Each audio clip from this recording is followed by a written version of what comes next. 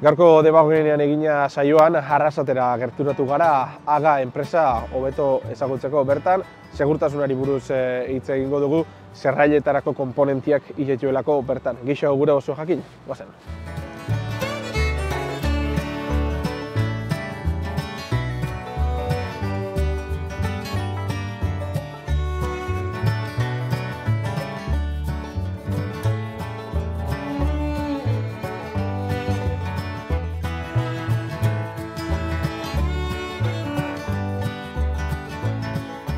Esan bezala gaurkoan Arrasatera gerturatu gara, kasu honetan zerradura kontuak, segurtasun kontuak behukiku pitin bat, AGA enpresara etorri garelako.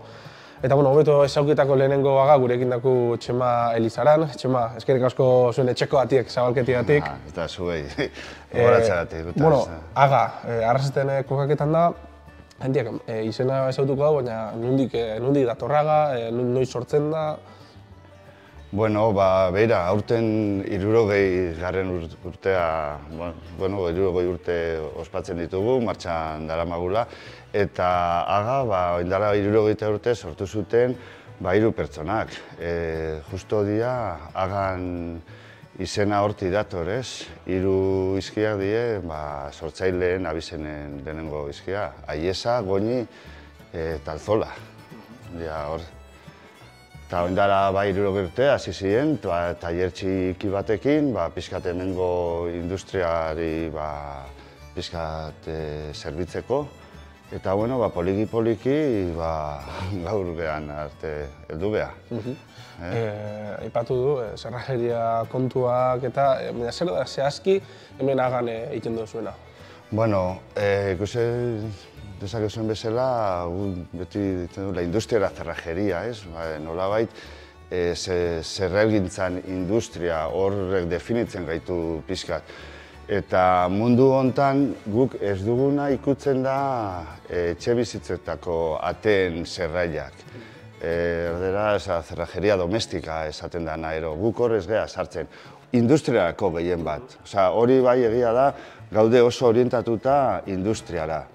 Adibidez, zerraila bat, kontuara eduki behar dugu, zerraila ekipo baten komponente bat da.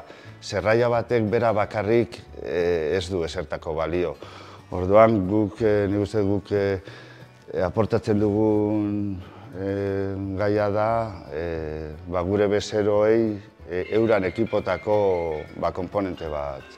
Daukagu katalogo orokor bat, esaten ditzen diogu para industria orokorrerako, ez? Orduan, denetako balio du. Segun ze seguritate maila erabili dezakegu, ero mota bat, ero beste bat, zerraila. Lehenengo zati honetan, lehen aipatu ustezu, basiku haua edo sinpletasunera jotako zerraila igualde diala, ezta?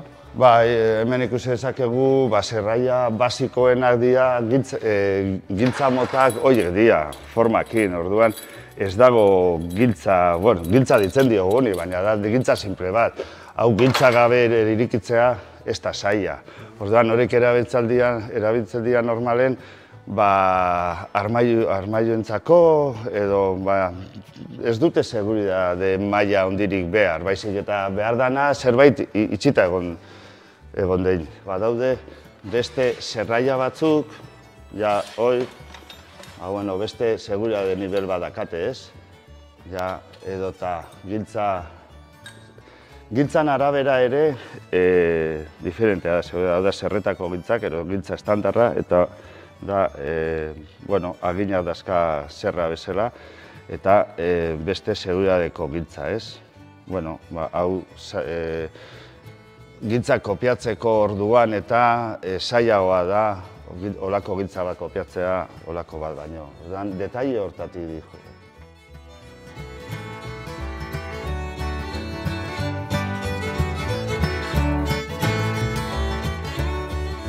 Esan dizuen bezala, seguritate goi mailako zerrailak, ez? Orduan, hemengo diferentzia handiena, giltza bera da, ez? Giltza hori hemen erabiltzen ditugu gorjako giltzak. Horiek Hombre, poltsikoan eramateko ez dira oso erosoak, ez? Baina seguridade aldetik zailagoak dira eskuz manipulatzeko. Familia honetan hemen gehiago baloratzen dana, gehiago baloratzen dana ez, horien beharra da gauzak seguridade fisika esaten dioguna. Seguridadea gauzak babesteko orduan, ez? Orduan, esaten zuen bezala, hemen ja ez da gauza zerbait iztea, baizik eta itxi eta babestea hori eta garantia batekin. Hemen, bai zerraia hoekin, linea honekin, bilatzen duguna da pertsonen segurtasuna babestea. Adibidez, transformazio zentro batera inor sartzen bada, eduki dezala segurtasuna, inor ez dela etorriko, argindarra eman, bera barruan daun bitartean. Orduan, egiten dira maniobra desberdinak, baina betik objektibo berdinakin, da pertsona babestea.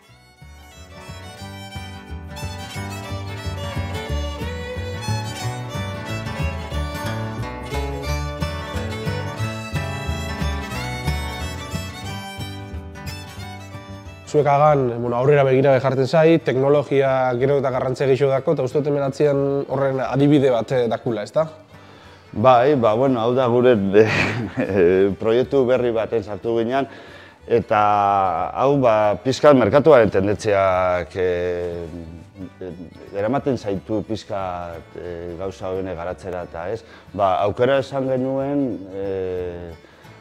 proiektu hau garatzeko, eta, itetzen zen pixka gure aktibitate tradizionaletik, baina gure bezeroen beharra beti ez zigun, eta ikusten dugu nola elektronika ere gero eta gehiago dagoen zerragintzan integratua. Orduan, hau da zerraia inteligente bat. Orduan, dauka aukera, mobilen bidez, ero bai wimi batekin, aktibatzeko. Honek ematen dugu aukera. Hau izango litzake etxe bizitzako bigarren zerraia bat, kanpotik ez dena ikusten, orduan seguridaden maila ere uste dugu ematen dula. Eta momentu guztietan dakizu ze gertatu den ate honetan, nork iriki duen eta nola dagoen momentu bakoitzean. Baina ondo pentsa pasatzu guazen komponentiak zela, komponente horrek zela egiten ikustera.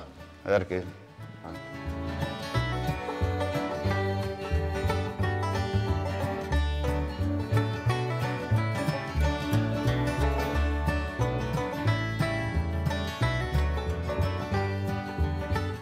Guk hemen prozesua hasten dugu gintzan dentatuakin. Dentatua zer da? Gintzen aginak, mekanizatuaz. Hau da, hasierako operazioa, prozesu guztiana, eta nik uste da garrantzitsuena. Zatik, gintza da azken finean, guk mantendu behar duguna denboran. Ezin dezakegu gintza kodigo bat gaur gauza bat atea eta emetik urte batzutara hori da garrantzitsua, hori izan behar da berdina. Makina honek egiten duena da, gintzan aginen mekanizatua. Ordean hemen karga eskuz egiten da, beste batzutan automatikoa da, baina eskuz egiten da. Eta hau da transfer lineal bat, orduan hemen postu bakoitzean gauza bat egiten du. Hemen hartu, postu honetan aginak mekanizatzen dio, unidade honen buelta bakoitzeko agin bat paletoi bakoitzan egiten du, eta aginen zenbat agin daraman, horren arabera gintza seguridade diferente maila lortzen dugu. Hortik gintzen luzaera eta zabar. Orduan hori da mekanizatu, hemen garbitu, nolabait numeratuta baldin badijoa hor grabatzen dio zenbakia, gero egiten duna da anilatu dezake binaka, irunaka, 5 giltza arte, eta botatzen digu ja giltza, ja prest eukiko genuke giltza, ja zerraia montatzen hasteko. Hemen gu markatzen ditugun prozesua dira mekanizazioa, eta bestaldetik materialen deformazioa, bueno, prentzak esango ditugu. Eta horiten dituguna da, guk zerraiak montatzeko behar ditugun komponente ia guztiak fabrikatzen ditugu hemen. Hau izango litzake, zilindro, bombillo, baten komponente. Hau izango litzake gorputza. Gaur egun dauzkagun makinetan materiala sartu makinari eta ataratzen digu ja pieza bukatuta. Makina honetan barra sartzen ditugu, hemen daude barrak, eta berak egiten du. Barra honetatik urteko litzake lehen ikusi duen... Lehen pieza, gorputz bat.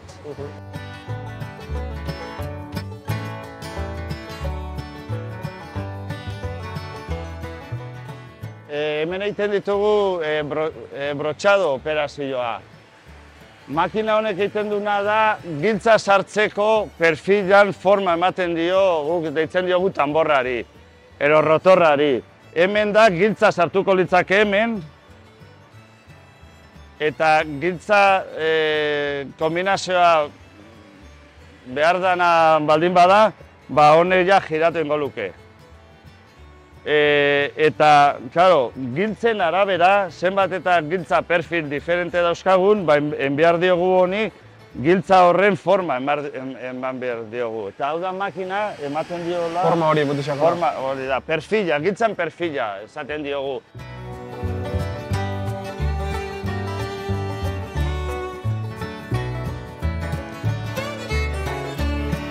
Beste prozesu bat, eta nahiko garrantzitsua guretzat da, materialen deformazioa. Eta hemen ikusi dezakegu, zerraiak, izan litezke, bombilloa bakarrik, etxetako zerraietan dijoaztena, zerraia bera. Bombilloak akzionatzen duen mekanismoa. Ordan hortarako, hemen, lehen esatizunan bezala, latoia tarabitzen da, hemen gehiena galtzairua da. Moztu dezakegu zerrail batentzat kaja bat, honek eramango du bere kubierta, bere palanka. Hoi momentuan, hau ikusten dugu, hau da beste kaja bat, ez? Momentu honetan? Hau da, beste bat guit ditugu ere, zerraia mekanikoa, organiko kontenerorentzat. Hemen ikuste zuten bezala giltza hau. Kasu honetan aipatu zu lekueta zaitzi egiten, hau adibidez, topauek esaterako, ez dakit, buzoi baten, zerradura baten topauek lekueta bat izalek, ez da? Bai, azken finean ikusi dugun bombilloak, horri bombilloa egiten du giltza sartu eta giratu alde batera edo bestera. Giro horrekin lortzen duguna da, lotzea horretako beharko du lekueta bat edo beste komponenteren bat eraman dana lortzeko. Txema, mila esker aga erakustiagatik, zeintzuk zain erakustiagatik, zer egin zuen erakustiagatik, eta gure partetik eskerrik asko zuen etxeko aldiak zabalketiatik eta segi berdin lanian.